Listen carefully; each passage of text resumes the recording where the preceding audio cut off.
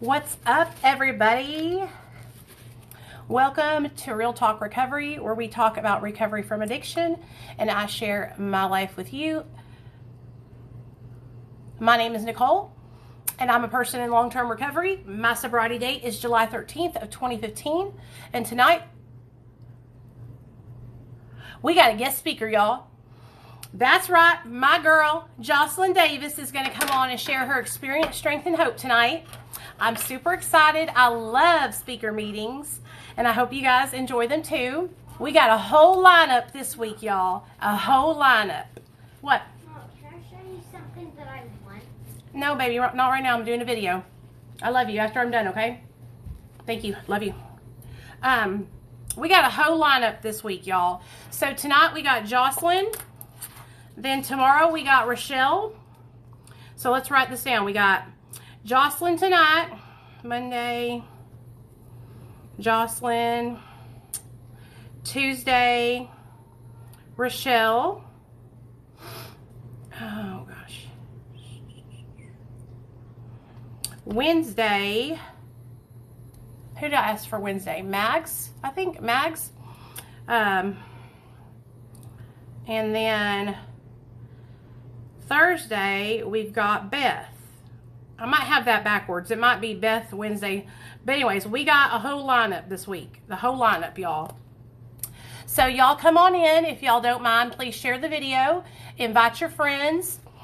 Why don't you guys go ahead and let me know what your recovery date is, how long you've been sober, and what inspired you to get sober. How long you've been sober and what inspired you to get sober. Welcome, Stevie. Welcome to the live, girl. You're going to love it here. We got a badass, we have so much fun here. You'll love it here. So, like I said, tonight we're having a guest speaker on. Jocelyn's going to come on and share her story. If you guys are new to my TikTok, my name is Nicole. I have been sober since 2015. I got sober when my son got taken away from me by Child Protective Services. And I started Real Talk Recovery like 4 years ago on YouTube. I was sharing my story on YouTube and got a substantial little recovery channel over there. And then my boss joined TikTok and told me I needed to join too. And I was like, nah, man, I ain't joining TikTok. That's for kids. And he's like, no, you really need to join. Hey, girl. Hi. Can you hear me good? Yeah, can you hear me? I can hear you good. Okay, cool. Okay, good. So, welcome to Real Talk Recovery, girl. This is the place to be every single night at 7:30 Central. I always go live or I have a guest speaker on. And tonight, I'm so excited for you to share your story with everybody. You guys, I also made Jocelyn our Real Talk Recovery Creator of the Week. So, throughout the week, I'll be sharing your videos on my platform to help people be able to find you on your platform, okay? Right. I'll be sharing them here and on Instagram and on YouTube. I hope that's okay. Yeah, hell yeah. Okay, cool. So what I need you to do is introduce yourself to everybody and then kind of share with us, because what I like to do is I like for you to share with us what your life was like when you were a kid growing up, and then how you started getting into drugs. Like, was it because you were dating a guy? Did you have a car wreck? That kind of thing. And then after you get into that part, share with us like what it was like in your addiction, how long you were in your addiction, and then what inspired you to get sober, how you did it, and what your life is like now. Yeah. So my name's Jocelyn. I'm 25. I grew up in a really, really, really small town. Like, I graduated with 17 people, and I was with those 17 people from kindergarten until the day I graduated. I didn't know anything different. My addiction started when I was in kindergarten. As crazy as that sounds, I was addicted to food, and I didn't know it. I had no clue. I would make my mom drop me off to school first so I could get chocolate milk before it ran out. Like, I was thinking about dinner before school even started. Like, I didn't realize those things. And I grew up fat my whole life. I was 400 pounds the day I graduated high school. I still cheerleading, softball, all of that. But I think I really realized I was different than all the other kids. When the star football player, he took my virginity and he told me, you can't tell anybody because I'm too embarrassed of you. And I was like, what the fuck? Like, okay. So anyway, I graduated high school. I only had sex one time. I never tried any drugs, never drank any alcohol. Are your parents still married and all that?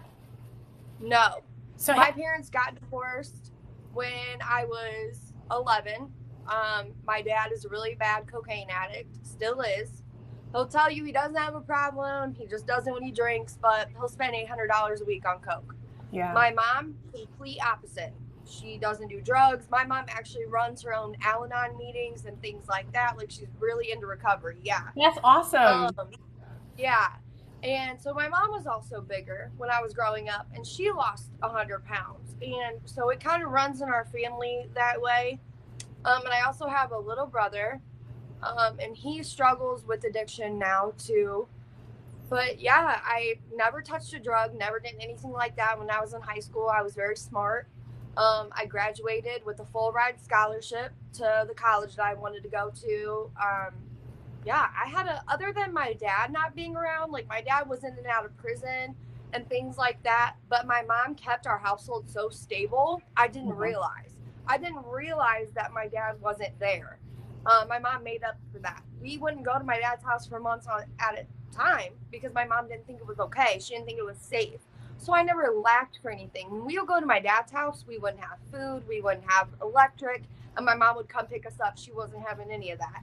Yeah. So for a mom who got pregnant at 16, she did a damn good job raising me. And she always made sure I did like band, volleyball, cheerleading, because she didn't want her daughter to be that 16 and pregnant or to be on drugs. Right. So she put me in a small school, made sure I was in, sports, activities, whatever. So yeah, I graduated high school, and it was my freshman year of college, and I was 400 pounds. And I looked at my mom and I was like, I can't do this anymore. Like, I cannot live this way anymore. And I wasn't losing weight on my own, whatever. So I had weight loss surgery. I had bariatric surgery, and I was losing 8 to 10 pounds a week. Yeah. And I started getting attention. And I never had attention before. So I started getting attention from all these guys. Oh, you're so pretty, da da da da da. Well, my best friend of 14 years, her baby dad, came up to me one night at a party, and he was like, I always thought you were pretty, right? And I was like, I guess.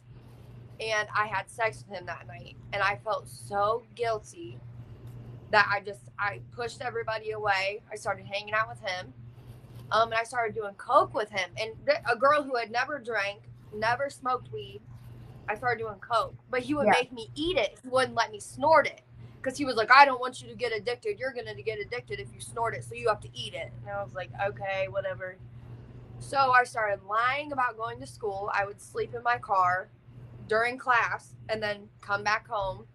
And I don't know, I started lying a lot. And my mom always told me, like, you can live with me as long as you're going to school and you have a job. Uh-huh. So she found out I wasn't going to school. My job of 5 years, I lost it. I was literally falling asleep while I was working because I'd be up partying for days on end. And so my mom kicked me out, and I kind of had to fend for myself. And I lived that way for a while. How skinny did you get when you got your surgery? How fast did it fall off of you? Oh, I was losing 8 to 10 pounds a week.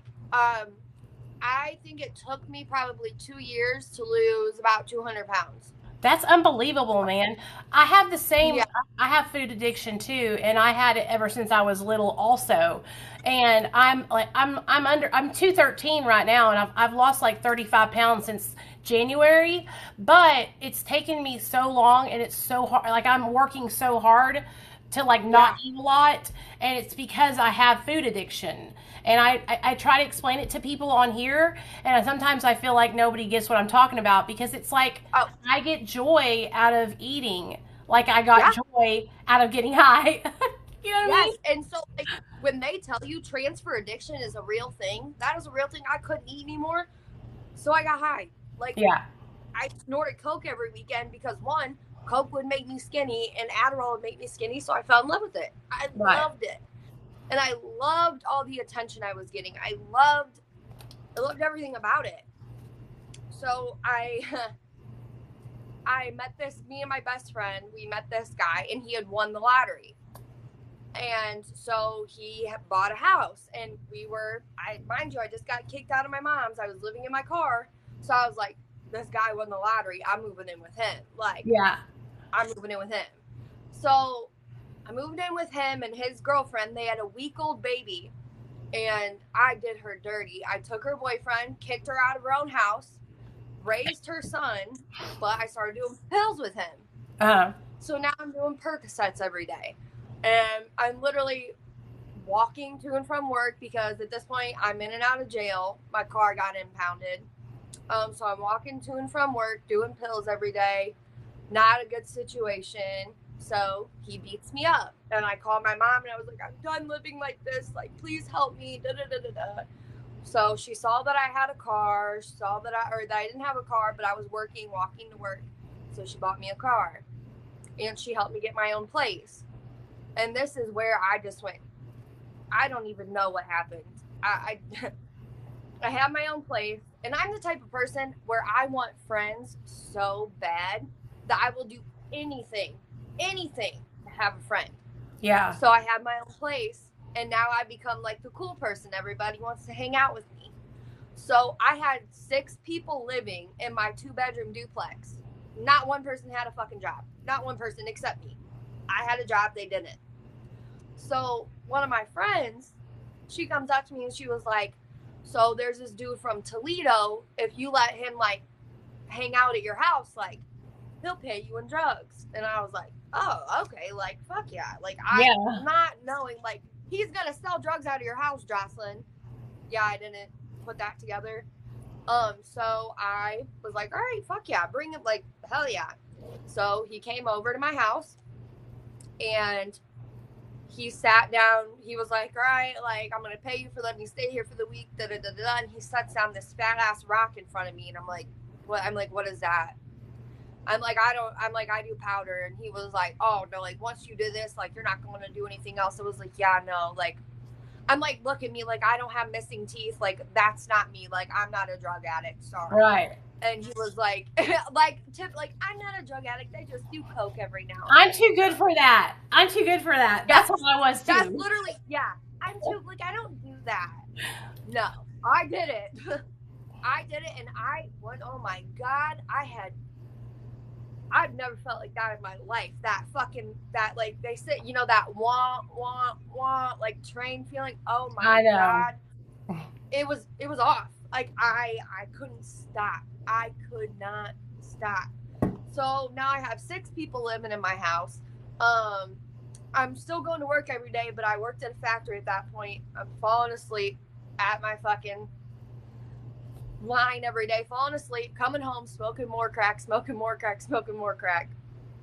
And like I said, I lived in a duplex. So I'm sleeping to get up for work at 5 a.m. And I have a bunch of people downstairs, and there's this girl screaming downstairs, you better give me fucking crack, da da da da da. And my next door neighbor heard it.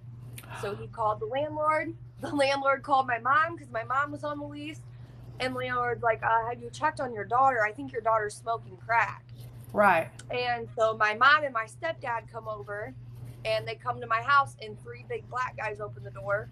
And my mom's like, where's my daughter? And they're like, she doesn't want to fucking talk to you. Like, you can just leave now. I didn't even know that my mom was there. Like, right. I had no clue. So I'm just living in this cycle of, you know, whatever. So then I start hearing people are getting pulled over after they're leaving my house. And I'm like, what the fuck? Like, what is going on? So my sister, she was like, I think you're about to get raided. Like, that's what's going to fucking happen. Yep. I was like, shut up, dude. Like, I'm not going to get raided. She was like, no, like, you're going to get fucking raided. It is what it is. So we literally left everything at my house, moved from my house to another trap house. This girl had got hit by a car, got a big settlement, owned a 4-bedroom house for just her. And that was, everybody went there to smoke crack. So I shit you not, within 2 days of me going from my house to her house, police kicked in the door. I'm laying on the couch smoking crack. And I just laid down and I see this big puff of light. I hear this big boom and the glass shattering. And I go in, and I like stand up and I'm like, oh my God, we're getting fucking robbed. Like, what the fuck? And so I go and hide in the closet. And I'm like, well, if we're getting robbed, I don't want them to take my crack. So I get back out of the closet. I put my crack in the Not the crack. I know. I put my crack in the waistband of my yoga pants. And I hear Finley PD, get the fuck on the ground. So I get on the ground. I have a cigarette in my mouth. The cop comes up and kicks the cigarette out of my mouth. And I'm like, I don't even live here. Like, I don't know what's going on. And they were like, she's going to come in and search you. So she searched me. And I had that crack in my pants. She searches me. She feels me, everything. I hear the cellophane crinkle. Yep. And I'm like, I'm going to prison. Like, I am going to prison. Like, they've been watching my house. They know who I am. They kept pulling my sister over and saying, what's up with your sister? We know she's on crack or heroin. She looks real fucking bad. My sister would pull she had weight loss surgery. You don't know what you're talking about. No. So, whatever. She searches me, and I hear her say, she's all good. She's good. And I'm like, what the fuck? So, they took to prison or to jail that night, and they were like, Jocelyn, there's 13 crack pipes in your room. I said, even if I was smoking crack, I'm one person. I don't need 13 crack pipes. Like, no. Right. So they couldn't pin me for anything because my name wasn't on that lease for that house like it was mine. That's why I got the fuck out of my house and moved. So they didn't take you you didn't get in trouble? You didn't get caught? Girl, no, you were so lucky. I know. So the raid is done, and I pull out the crack and like, well, who wants to smoke? So everybody thinks I'm a fucking snitch because I still have crack on me. Right. So, so the drug dealer got taken to jail, and I knew that he had crack hidden in that house. So I'm searching everywhere. You know those like the canvas like art pictures? Yes. How there's like, so I took all the pictures down, everything. Well, they didn't find the crack that was hidden in the canvas. And I did, because I'm a crackhead. Like, I know where the fuck I know. So I took about 2 balls of crack and I smoked it. And I told my one friend, I was like, if you don't tell anybody, I'll let you smoke this with me, but you can't tell anybody where we got it. So we smoke all the fucking crack. My grandma shows up at this house for 3 days in a row, banging on the door. She would sit in the driveway of that house for 6 hours at a time. She just wanted me to go. She just wanted me to talk to her, and I wouldn't even talk to her. Yeah. So the one day, she had been there for about 3 days. She was calling off work, sitting in the driveway, waiting on me. And I went outside, and after 3 days, I finally went outside and like, you gotta go. Like, you can't be here. You know, talking to my own grandma, like I'm some I don't know, like I was a piece of shit. I'm like, you gotta fucking go. Like, you can't be here. And she was like, Jocelyn, she was like, I know you have a problem. Please just go to rehab. And I'm like, I don't have a problem. Like, I do a little coke every now and then, just like your son. Like, who are you? And I swear it was, I don't know if y'all believe in God, but it was a God thing. I'm sitting in that car and I see the drug dealer pull up in a cab that I just stole 2 balls of crack from. Yep. And I'm sitting in my grandma's car with no shoes, no underwear on, just crop top and yoga pants. And I look and I see him and I was like, okay, I'm like, take me to rehab. I don't care. Take me to rehab. He would have killed you, girl. Oh, fuck yeah, he would have. Yeah, he would have been there and you would have got your ass beat or something bad would have happened. Oh, everybody in that house, he would have given them drugs to jump me. I know they would have. So I get in, I go to rehab. I go to rehab in Indiana. Shit's good. I meet a girl in there, whatever. I do good. I go to a sober living in Detroit. I do good for about a month. And I'm working at this tropical smoothie, and this guy comes in, and he just looked at me, and he was like, you party? And I was like, no, not anymore. And he was like, what you do tonight, here's my number. I got off work, never went back to the sober living house, smoked about $600 worth of crack in one night, called my mom, and I was like, Mom, I fucked up, like, please help me. So I went to a sober living in Toledo, Ohio. I was sober there for about a year and a half. And then I met the love of my life. He was at another sober living for heroin addiction. And he was doing so good. He was sober. He was going to counseling. He was going to therapy. We were just doing so good together. We were working. We were going to meetings together. So I was like, you know what? I was like, it's time. Like, let's move out. Let's go to wherever. Let's just get our own place. You know, he had left the sober living and was living in a hotel. And I was like, I don't want to see you waste your money in a hotel. Like, let's just get a house together. So we got a house together. And things were going really good for a while. We were working, going to meet, like, our date night would be going to a Heroin Anonymous meeting. Yeah, yeah. Like, that's what we would do. So we would do that, and it was going good. And then COVID hit. And he was working 7 days a week, working his ass off. And I was at home. Now, mind you, he was cheating on me once a week. I let him cheat on me once a week. What do you mean you let him cheat on you once a week? What do you mean? We need to know. I told him, I said, if you come home on Sunday, then that's fine. I don't care. I wanted to be with him so bad. I wanted to be loved so bad that I said, if you come home on Sunday, I don't care if you leave on Saturday. So every Saturday, he would give me $150.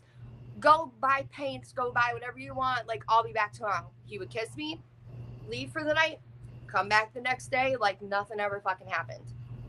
And so we relapsed. So then in that time, I was so, like, depressed being at home all the time. Yeah. I started doing a little coke every now and then and drinking. But I'm like, it's fine. Like, I'm just, you know, whatever. I'm not smoking crack at least. Right. So I pinched a nerve in my back one day. And I looked at my boyfriend and I was like, I need you to get me something. Like, please get me something. I'm in so much pain. So he gets me a Percocet.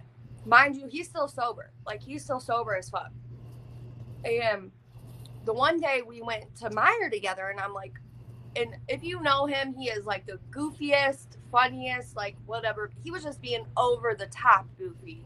Uh-huh. I'm like, what's going on here? And he looked at me and he was like, honestly, Jocelyn, he was like, it's so hard for me to sit here and watch you be fucked up every day and me be sitting here sober. It's fucking hard. Yeah. And I was like, okay, like, I'll stop.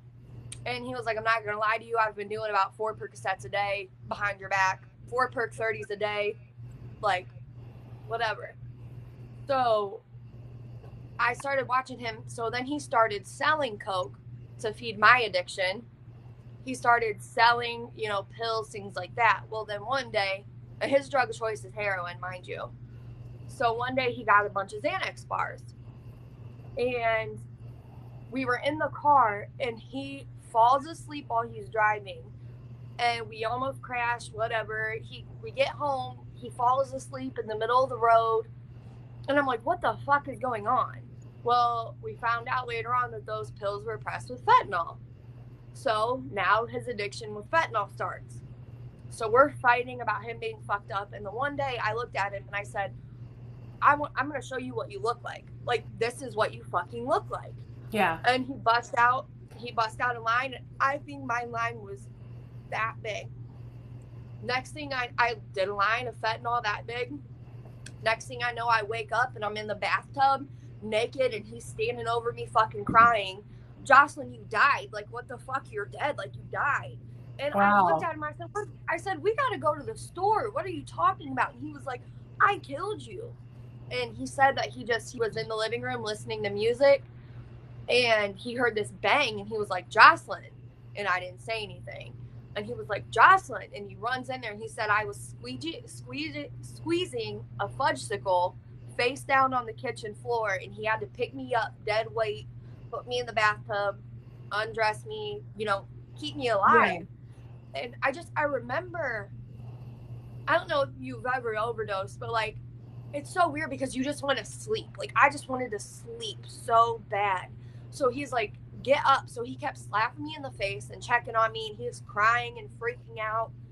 And I remember I was like, well, I gotta shave my legs at least. And I think it took me 3 hours to shave my legs. Like, I just kept falling asleep. And that whole night, he kept slapping me, waking me up. And that was the first time I think I've ever seen him like, well, I did this to this girl. Thank God he was there though, because you probably would have went to sleep and I not would have died. woke up. Yeah, I would have died. I've never done heroin before. Right. My ex-boyfriend a long time ago overdosed and died in the backseat of my car. So I swore to myself I would never do it. And I did, because I loved him. And you know, like that trauma bond, like you want to be a part of their world so bad. So you'll do anything to have that connection with them. And like that was it with him. I just wanted to have that connection with him. So after that, I started doing heroin every single day. And it just, progressed and progressed. And I never realized that something was wrong until I was at work one day, and I had been there for 8 hours, and I started cold sweats. And I'm like, I told my boss, I'm like, I gotta go. I was like, something is wrong. Like, I'm sick as fuck. Like, I don't know what's going on. I'm like, I think I have a cold. And I went home and I did some dope, and I was fine. Yep. Completely fine. Everybody tells the story about their first time having withdrawal like that, because they're like, I don't know what's wrong with me, and then I went and I did some dope, or I took a pill or whatever, and then I felt great. And that's when you realize, you're like, holy shit, like I'm hooked. So I was like, what the fuck? So at this point, my ex, he went to Tennessee with his new girlfriend, and he was like, I'm gonna go with her, like I'm gonna get out of town, like I'm gonna get sober, whatever. So he leaves, and I started getting dope on my own. And I had a guy that really liked me that sold heroin, so I had a shit ton of free dope whenever I wanted. And so my ex comes home from Tennessee, and he looks at me and he was like, you've lost 20 pounds in the week I've been gone. Like, you look disgusting. And I was like, no, I don't. I'm like, I look fine. And he was like, you look gross, Jocelyn. Like, no. So he told me, he goes, I can't do this. He was like, he's like, I can't watch you kill yourself. So he left me. And I think that was the hardest thing, because I just felt like, you got me started on this, and now you're leaving me to my own devices. Like, what are we doing here? So I'm going to work every day, making money, spending it on dope, trying to pay my rent, trying to pay my other bills. Well, my ex's mistress, the girl she got me with, one day she calls me, and she was like, he just beat me up, like, you need to come get him, da da da da da. And I did. I wanted him home so bad. I went and got him.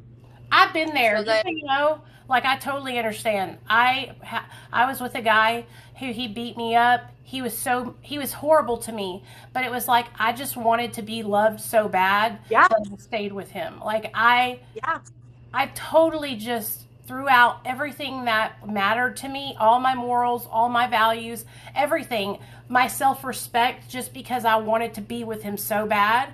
I would let him beat me. I let him spit on me. I let him drive my car and crash it. All kinds of stuff. Yep. So I understand what you're saying.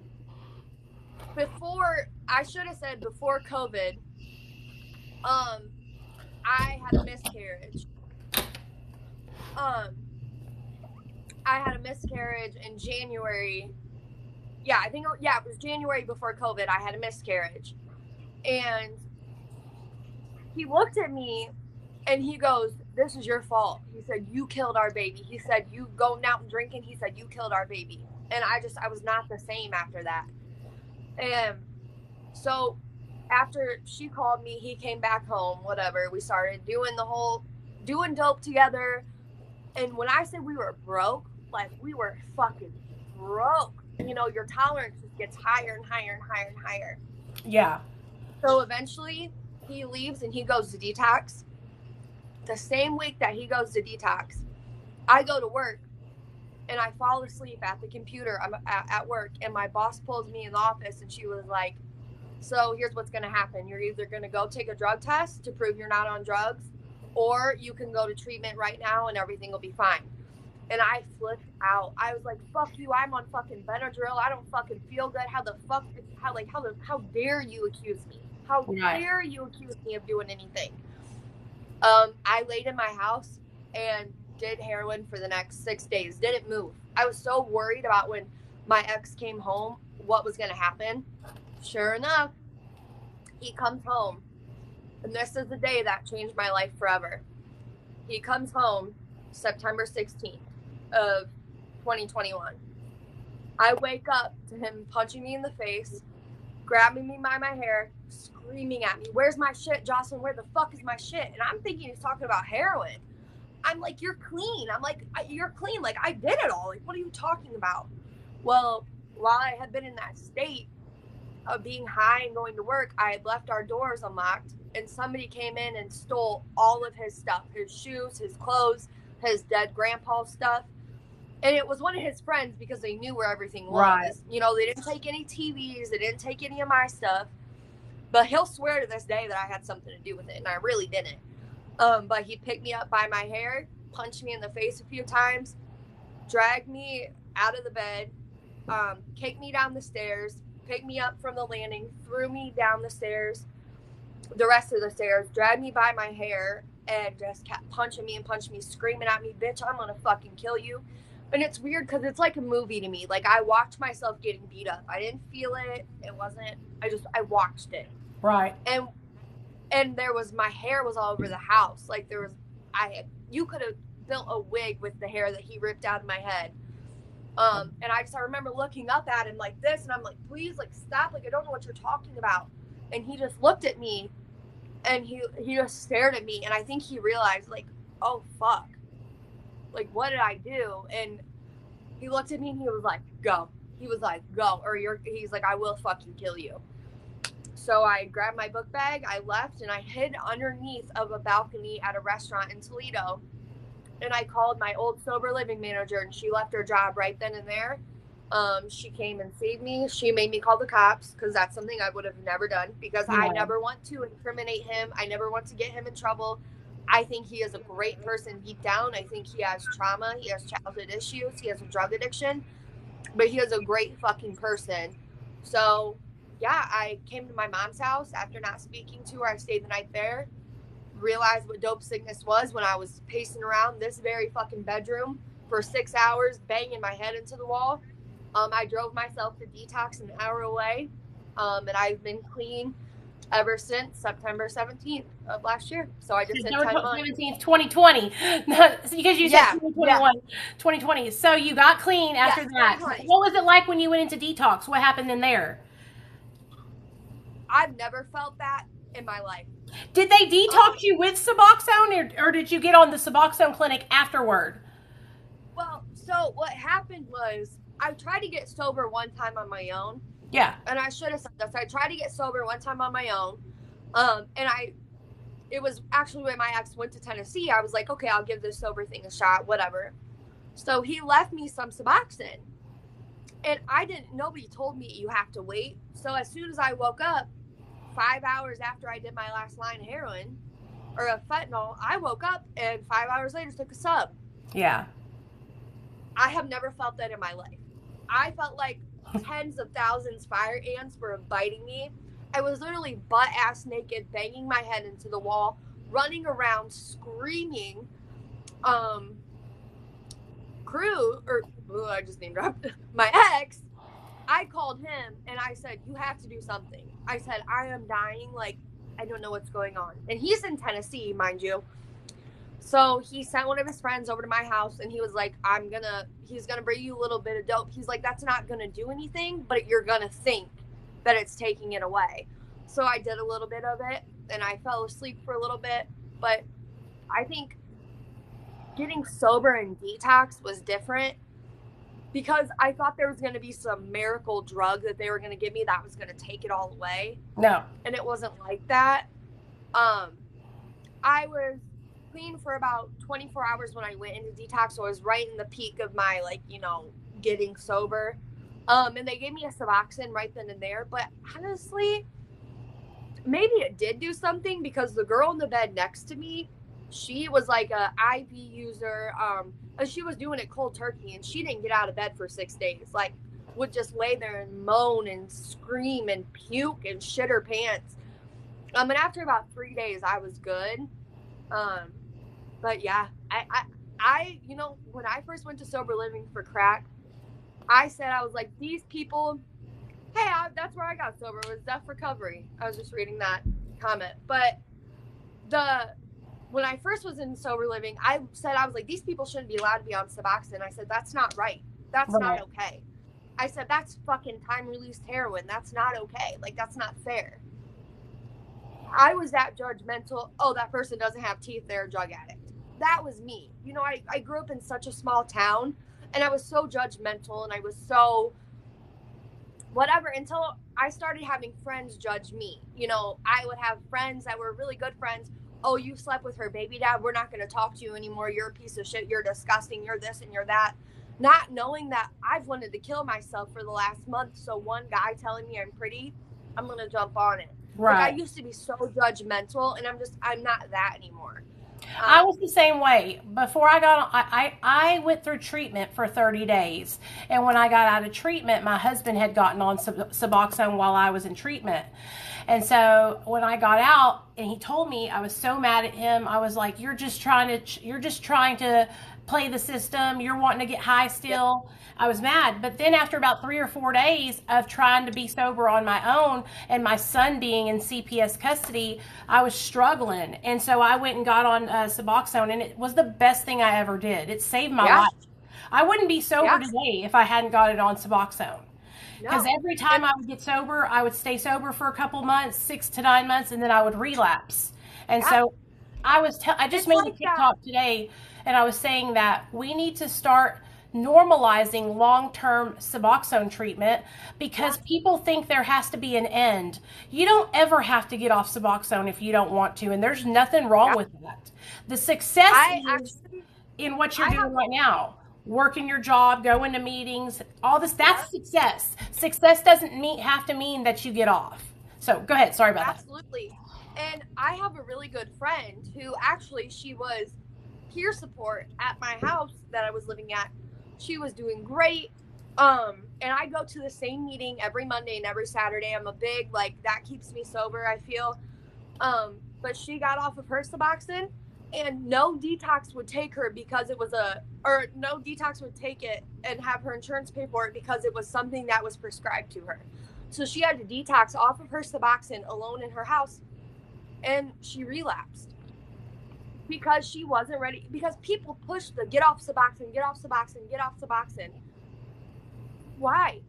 People Why? push If it's it. not broken, don't fix it. Exactly. You know, it is like a ritual for me. It is like a drug for me. I do it every morning and every day when I get off work. Yes. But I know if I go get high right now, one, I'm probably going to die. I'm not going to feel it. And then what? I'm either going to go into withdrawal from my Suboxone or I'm going to go into withdrawal from the drug. So either way, I'm screwed. So why not just stick with what I'm doing? It works for me. It's a healthy habit that you have because you're taking your medication as it's prescribed, and that's what you're supposed to do. You know what I mean? And the reason people are so judgmental about Suboxone, I think it really does have to come back from all the way back in the methadone days. Remember back in the day, well, it was before we were born, before we got old enough to really know what was going on. Back in the day when they started first putting people on methadone, there was a bunch of people that were taking methadone and then taking Xanaxes with it and being all messed up. And they were going into Narcotics Anonymous meetings and AA meetings, and that kind of started out the MAT, like giving MAT a kind of a negative name. You know what I'm saying? But then also, it's just the stigma because, and this is why I'm a 12-step. I love the 12 steps, but I truly believe that abstinence, people have this like closed mind that abstinence is the only way to recovery. Like it's the only way. And honestly, I don't know too many people who are 100% abstinent from all mind and mood altering substances. No. Do you? I know so many like closet drinkers, like people that are like, oh, I'm sober, I would never be on that, but then they're drinking on the weekend with your friends. Like, no, like that, like, I don't know, it's a double standard. Like, I don't understand the people that are so pro smoking weed or pro kratom, but they're like, I would never do Suboxone. Why? Tell me why. If I'm taking it, if I'm not buying it on the street and I'm not shooting it and I'm not snorting it, and I'm taking my prescribed dose by my doctor, Right. why does it matter? You know, and like, you're right. I literally witnessed myself, a girl I was in sober living with, she was on methadone, and her doctor prescribed her Ambien, and then she was buying Xanax from the street. So yeah, when you're doing a cocktail of methadone, Xanax, and Ambien, yeah, you're going to be fucked up. Right. But right. I hate when people comment on my videos and like, oh, you're on Matt, I can tell. Why? Because I'm tired today? You cannot tell. They are just picking on you. That's just, they are literally just seeing for you. If you never said anything about being on it, I would have never known. Same with me. Nobody would never know. I wouldn't know. Yeah. I would never know. Yeah. Completely agree. 100%. Medication-assisted treatment helps save people's lives. And the thing is, when we are in active addiction, we were in active addiction for years. I was in active addiction for 15 years. Okay, so when I get sober, I have those 15 years I'm trying to heal from. So I'm not going to heal up from those 15 years overnight. And so it's probably going to take me 15 years to heal the 15 years of drug addiction that I did. Absolutely. And so getting on something like medication-assisted treatment helps us to be able to stabilize, gives our brain enough time to stop fiending out for drugs and actually be chill, so we can start learning about recovery and learning about addiction and learning about how the disease works in our brain. Because that's the thing, a lot of people don't have time to get the education and to learn how to stay sober. That's why they relapse, because they don't have enough time to be stabilized. You know what I mean? Absolutely. And my ex that I was with, he got out and he quit doing his Suboxone. And guess what? He has overdosed 2 times in the 10 months that I've been sober. And he went to detox a week before me. He has overdosed in those 2 times. And I truly believe it's because he did not stay on his Suboxone. Yep. Because he has it ingrained in his brain that he needs to just be sober and do it cold turkey. That doesn't work for everybody. Great if you can, but I fucking couldn't. I probably would not be sitting here sober today. Honestly, I really wouldn't. I would not. Long-term drug addiction changes the chemistry of your brain. It changes all. This is all up here fucked up. And it takes years for your brain to get back to homeostasis, which is the way it was before you ever put drugs and alcohol in your body. And also, some people's brains never heal from the trauma that they put themselves through in addiction. That's straight up brain damage, dude, from years of drug addiction. And so if we know that the brain is damaged from the years and years of drug addiction, why wouldn't somebody take a medication that can help them to heal their brain? Because that's, in these 12-step programs, they want you to believe, which I hate this because I love the 12 steps, but they want you to believe that, you can pray and meditate and read the big book and follow and believe in your higher power and you're going to be okay. But that's not the case for a lot of people. In fact, I would bet you that less than 5% of people recover through 12 steps. That's how low their rate of success is. And the rate of success for people on MAT is like, I don't know, but I know it's a lot, because long-term MAT treatment, they're doing studies now, and they've been doing studies to show how people on MAT don't relapse, they don't return, they are staying sober on the MAT. Yeah. So. Well, I mean, look at all of the people on TikTok. Look at all the people, I have 5 years, I have 10 years, and they'll be like, I'm on Suboxone. Like, it doesn't happen. And, like what you were saying, don't they say, like, from the time you started taking that drug is when your brain stopped developing. So some people started doing drugs when they were 13, 14 years old, and they still have that 13, 14-year-old mindset. Right. Like, I have court tomorrow for my domestic violence case with my ex, and I can almost guarantee you, if I was not on Suboxone, I would probably be going right now to go cop a Xanax to make sure my nerves will calm. Like, my brain tells me that I need something to calm me down. Like, that's my addictive thinking. Like, I want to be numb. I want to be numb from this. But honestly, with my Suboxone, I don't even really think about it. It's just another day for me tomorrow. Like, I just get up and go. I feel like I've always been looking for that excuse. I always said, well, if this happens, then I'm going to relapse. If that happens, then I'm going to relapse. And I haven't had that this time. And honestly, it has so much to do with my Suboxone and my meetings, but honestly, so much to do with, like, the TikTok community too. When people comment on my videos and they're like, you have helped me to keep me sober. I'm like, dude, that is so fucking cool. That is so fucking cool. Like, I love that. I don't know. I love what this app has really done for the recovery community. It's amazing. I tell a lot of people that coming on here and sharing your story can help you to stay accountable. So what you have done is, and what I have done, what a lot of us have done, is we've built a community of people around us that are helping us to stay accountable in our sobriety. Like these motherfuckers on Real Talk Recovery Girl, I took the day off yesterday and I was getting phone calls and text messages going, you haven't posted today. Are you okay? Where are you at, girl? Yep. If I wanted to go get high, they ain't gonna let me.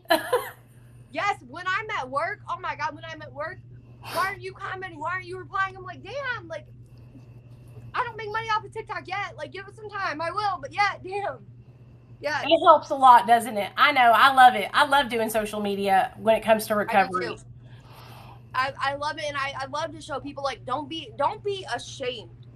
For the longest time, I was a closet addict, I would say. Like, I was a closet addict.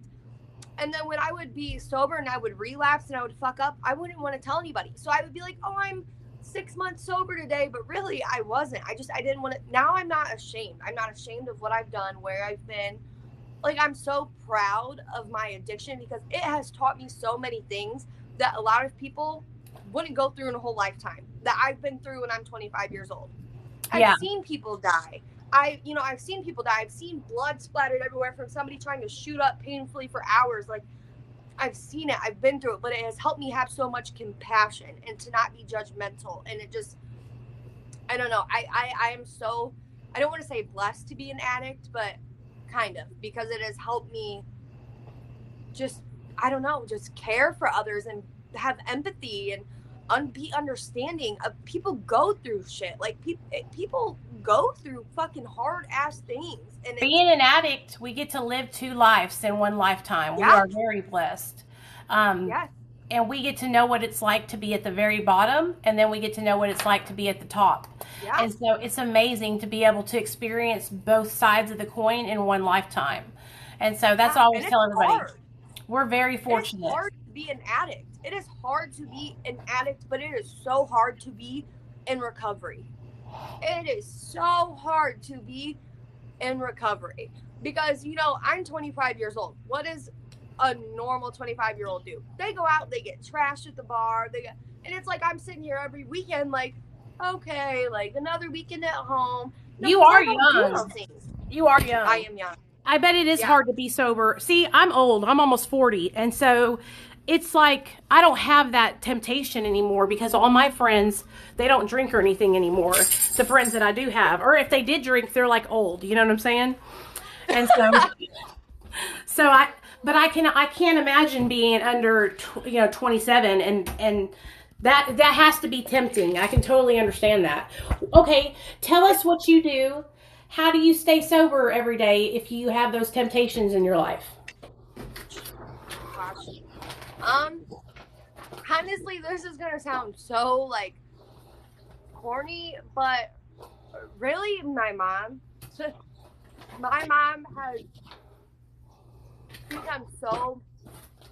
become such a big part of my recovery because, like I said, she has her own Al-Anon meetings, so she runs her own meetings.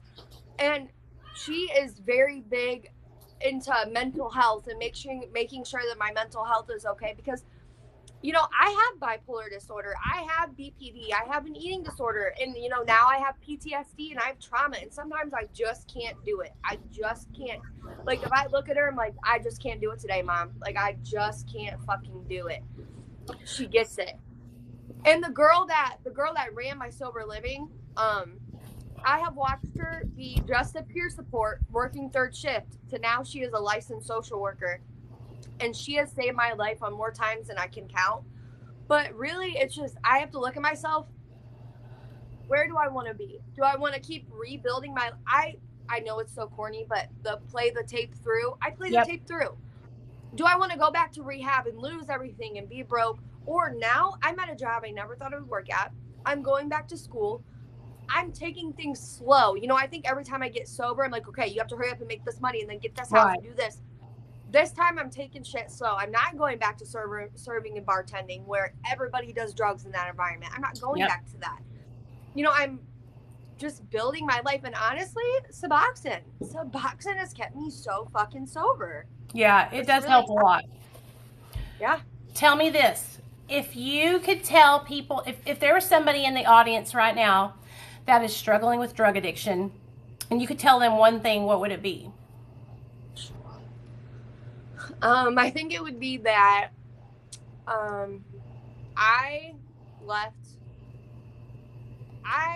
one day I went to work, and if you follow me, you've seen this story, but one day I went to work and I left my plate of dope out in my room, and my little brother thought it was cocaine, and he went in my room and he did it, and I got off work 5 hours early that day for whatever reason, and I came home and I heard the sound, and my little brother was dying on my bathroom floor. And he doesn't do drugs. He does coke every now and then.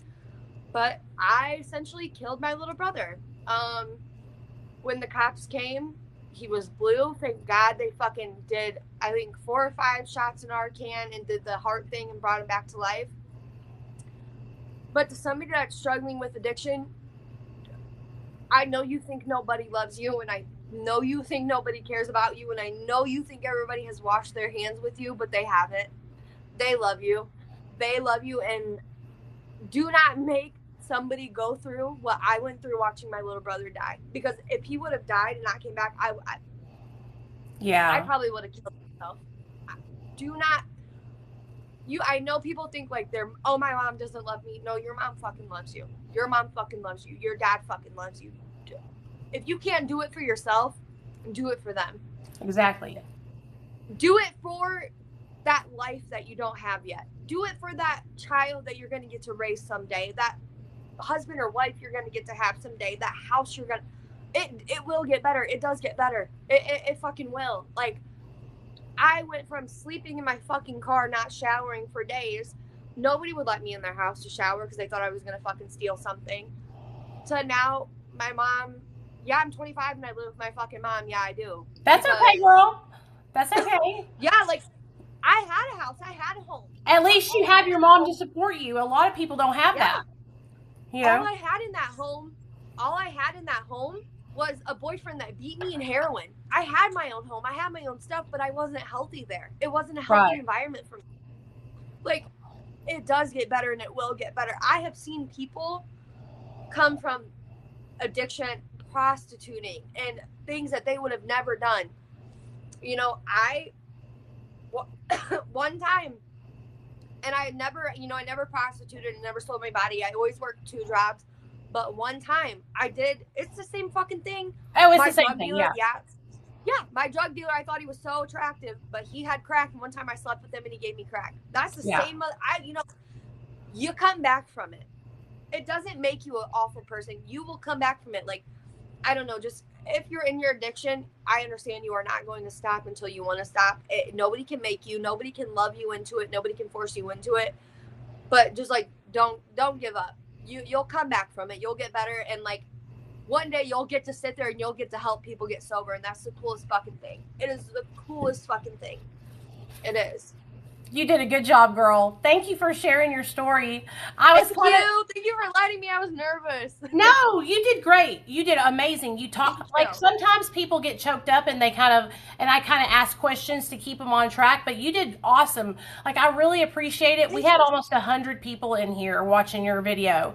What I'm going to do is I'm going to download it onto my phone, and I'm going to put it up on my YouTube channel. If you don't mind, will you if you have any links to your social media that you want me to include, will you send those to me in a message? Yeah, absolutely. Okay. All right. Yeah. Okay, so I'm going to let you go. I love you. You guys, please go follow Jocelyn. Thank you so much for sharing your story, girl. We love you. Bye. Love you guys. Bye, girl. Bye. Hey! I'm going to take my little piece of my 1 milligram of medicine. So, y'all, that was our girl, Jocelyn. Now, that was a real talk recovery live stream. You guys, sometimes we got to share about the bad shit that happened. And Jocelyn shared with us some bad, hardcore shit that happened to her in her addiction. But look at her now. She's 10 months sober and thriving and doing well, and that is a fucking miracle. Let me download this live onto my phone and start uploading it onto YouTube. Give me 5 minutes and we'll go live and talk about the live, okay? I'll be back in 5 minutes.